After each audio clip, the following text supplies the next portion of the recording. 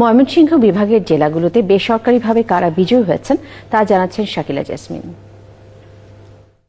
বেসরকারি ফলাফলে জামালপুর জেলার ৫টি আসনেই বিএনপি প্রার্থী বিজয়ী হয়েছেন।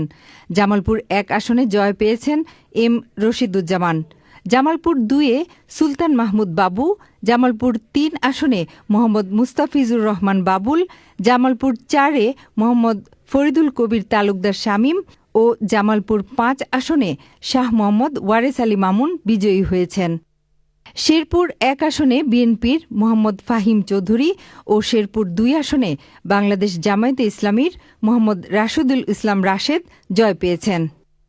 নেত্রকোনা ১ আসনে বিএনপির ব্যারিস্টার কায়সার কামাল, নেত্রকোনা ২-এ ডাক্তার আনোয়ারুল হক, নেত্রকোনা ৩ আসনে ড রফিকুল ইসলাম হিলালি, নেত্রকোনা ৪-এ লুৎফুজ্জামান বাবর নির্বাচিত হয়েছেন। নেত্রকোনা ৫ আসন থেকে জামায়াতে ইসলামীর মাসুম মোস্তফা জয় পেয়েছেন।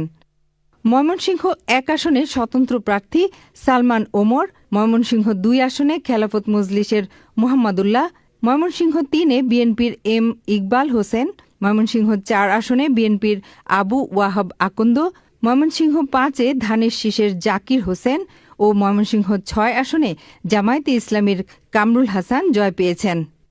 ময়মনসিংহ ৭ আসনে বিএনপির ডাক্তার মাহবুবুর রহমান, ময়মনসিংহ ৮ আসনে ধানের শীষের লুৎফুল্লাহিল মাজেদ, ময়মনসিংহ ৯-এ ইয়াসের খান চৌধুরী, ময়মনসিংহ ১০ আসনে বিএনপির আক্তারুজ্জামান ও ময়মনসিংহ ১১ আসনে বিএনপির ফজর উদ্দিন জয় পেয়েছেন।